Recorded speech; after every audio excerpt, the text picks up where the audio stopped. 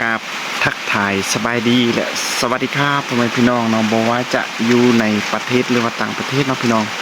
บอกว่าจะเป็นพี่น้องฝั่งลาวฝั่งไทยแล้วก็พี่น้องต่างแดนเนาะโดยเฉพาะก็คือพี่น้องครับชมจากอเมริกาแล้วก็ออสเตรเลียลงมาก็คือพี่น้องทางฝรั่งเศสเนาะพี่น้องเขามาเบิ่งมาชมอยู่ในคลิปของว่าแพงก็ขอต้อนรับทุกคนเนาะเข้าสู่2ของบ่าวแพงลาวเนื้ออีกคือเก่าคือเดิมกันเด้อพี่น้องเนาะมื้อนี้มาพบมาพอกับแพงกะบ่ได้เฮ็ดหยังพี่น้องครับมีแต่มื้อพักผ่อนแพงก็จะพาพี่น้องเฮามาอยู่ในเถียงนาพี่น้องมาแต่งอยู่พอกินเพราะว่าอยู่บ้านก็บ่มีเวียกเฮ็ดเนาะเฮาก็มาพักผ่อนมาซอกในนี้แนวกินตามทุ่งไร่ทุ่งนาเนี่ยนี่แหละพี่น้องเพราะว่ามื้อนี้ก็ฝนตกแลพี่น้องเดียวจะให้พี่น้องเฮาได้เบิ่งภาพบรรยากาศเล็กๆน้อยๆเนาะอยู่ในทุ่งไร่ทุ่งนาว่าสิเป็นจังใดในช่วงฤดูฝนเนาะสิเขียวงามส่ำใดกับไปชมไปเบิ่งพร้อมกันเลยพี่น้องตอนนี้เนาะพี่น้องแพงกับเมียแล้วก็ลูกชายก็ได้มาฮอดอยู่ในเถียงนาของพ่อเฒ่ากับแม่เฒ่ากันแล้วพี่น้องเนาะสังเกตเบิ่งต้นนั่นพี่น้องก็คือเป็นต้นภาษาลาวเขาเอิ้นผักเน่าเนาะแต่ว่าภาษาไทยเอิ้นว่าผักสะอมเนาะพี่น้องแต่ว่าพี่น้องฝั่งอีสานเขาเอิ้นว่าผักข่าบ่เนาะน่าจะแม่นผักข่าพี่น้องส่วนหลายได้ยินพี่น้องฝั่งอีสานเขาเอิ้นผักข่าเนาะพี่น้องมื้อนี้เขามีเวลาว่างเขาก็ได้มาเฮ็ดแนวอยู่แนวกินอยู่ในเถียงนาพี่น้องเมียก็ได้ไปเอาหน่อไม้พี่น้องแต่ว่ายังบ่ทันได้กลับมาเทื่อหลังจากที่ว่าเมียเอาหน่อไม้เขาก็สิเฮ็ดกินอยู่ในเถียงนาพี่น้องแล้วก็สิเอายอดผักข่ามาใส่เบิ่งยังอ่อนอยู่พี่น้องยังมีตัวปงอ่อนอยู่พี่น้องส่วนมักเพชรพี่น้องนี่ตอนนั้นก็มีเขาก็สิเอามักเพชรอยู่หั่นมาใส่เลยพี่น้องแต่งกินแบบแซ่บๆตามสไตล์บ้านนอกบ้านนาพี่น้องตามวิถีชีวิตพื้นบ้านของเฮาเนาะเพราะว่ายามนี้ก็เป็นช่วงที่ว่าฤดูฝนตกย้อยๆพี่น้องเฮาเฮ็ดเวียกก็ใครที่ว่าเฮาแล้วนาเนาะพี่น้องนาก็สำเร็จแล้วยังแต่ส่วนสลีก็ต่อไปก็มีแต่สิไปทางสวนสลีพี่น้องเพื่อบ่ให้มีหนูมีเอ่ยมากินผลผลิตข้าวโพดของเฮาพี่น้องแต่ว่าตอนนี้ก็สิพาพี่น้องเฮากลับไปเบิ่งบอนแต่งกินพี่น้องเพราะว่าเฮาก็สิได้แต่งกินข้าวตอนเที่ยงพี่น้องมื้อนี้ก็บ่ได้ไปใส่พี่น้องก็มาพักผ่อนอยู่ในเถียงนาพี่น้องแต่กินแบบบ้านๆพี่น้องวิถีชีวิตแบบลาวบ้านนาเมียก็กำลังฝักหน่อไม้พี่น้องเขาก็สิฝักหน่อไม้แล้วก็สิได้แกงกินอยู่ในเถียงนาเพราะว่ามื้อนี้ฝนตกพี่น้อง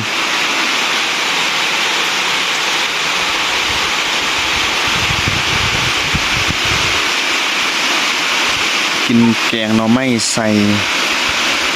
ยอดผักสะอมพี่น้องหรือว่าผักคะตอนนี้ฝนก็กำลังตกหน่อยๆอยู่พี่น้องสังเกตเบิ่งฝากนั่นพี่น้อง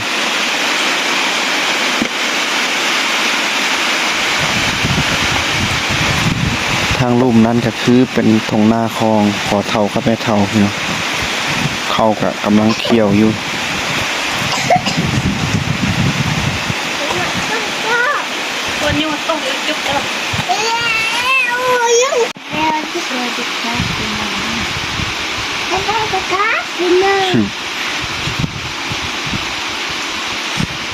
กำลังฟักนอยังบ่แล้วเทื่อพี่น้อง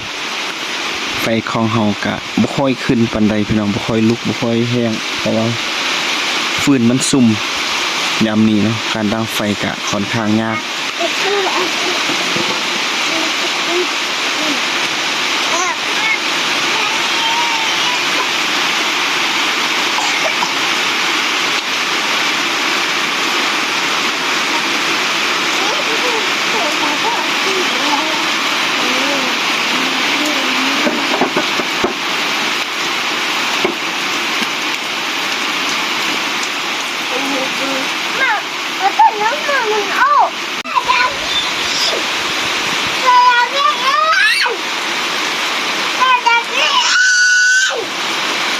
เฮ็ดโอ้ยอะไรใจเต้นหิ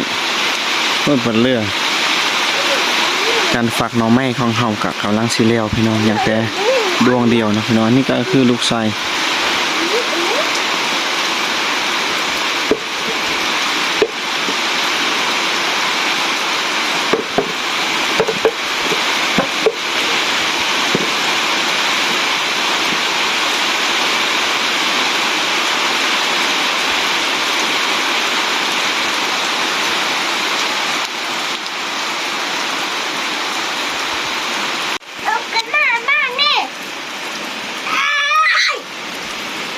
รุ่นนี้จุดเนี่ยเพื่อ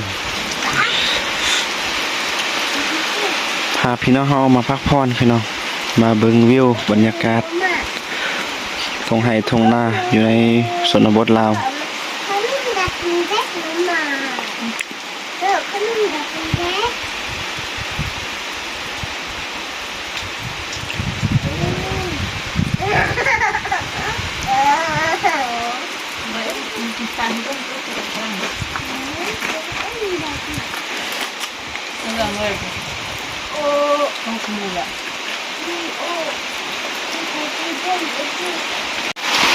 ตอนนี้เนาะพี่น้องก็เมียก็กำลังเอาหน่อไม้ใส่อยู่ในหม้อแล้วพี่น้อง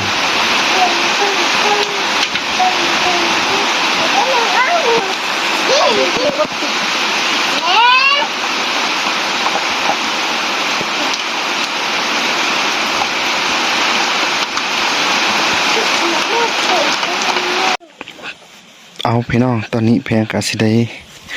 ลงไปเอามักเพชรพี่น้องอยู่ในฝากนั่นเนาะพี่น้องอยู่เข็มหน้าเบื้องแต่ว่าพระเจ้าใส่เข้าให้เนาะพี่น้องเดี๋ยวเพียงจะพาพี่น้องเอาย่างเลาะเบิ่งมักเพชรนะเห็นว่ามีต้นหนึ่งสองต้นนะว่ามันจะมีบ่มักเพชรที่ว่าจะใส่แกง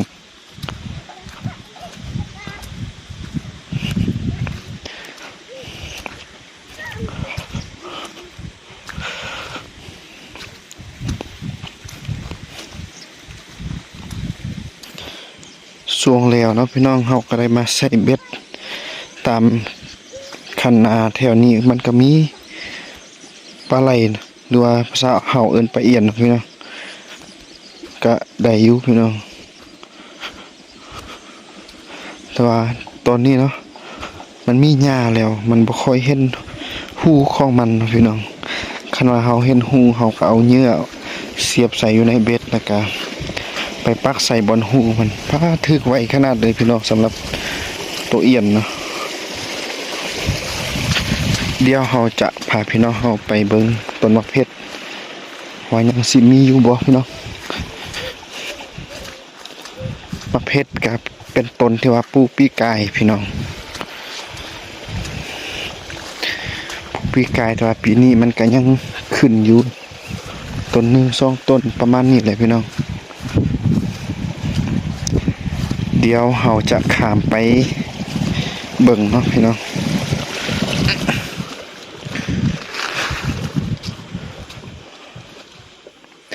ว้าพี่น้องยังมีอยู่ต้นมะเพชรเราจะเอาน้อยหนึ่งเนาะพี่น้องบ่ได้เอาลายพี่น้องเอาพอใส่แกง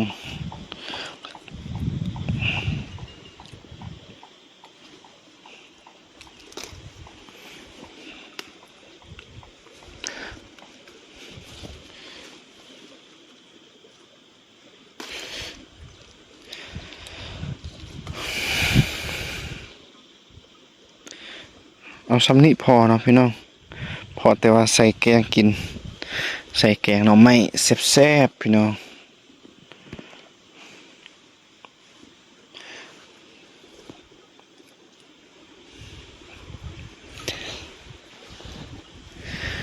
อันนี้ก็คือเป็นดอกหมากลิ้นไหม้พี่น้องเป็นดอกของลิ้นไหม้เขาสามารถต้มแล้วก็ซุปกินได้พี่น้องสำหรับดอกอันนี้เนาะ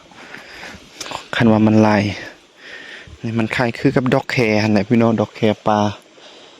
แต่ว่าอันนี้มันมีแต่3 ดอก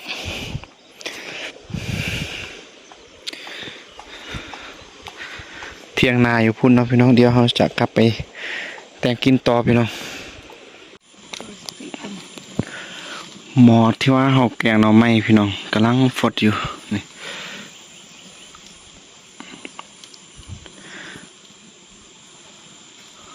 เฮาก็สิรอทาให้มันสุกเนาะพี่น้องหลังจากนั้นจึงเอายอดผักเน่ามาใส่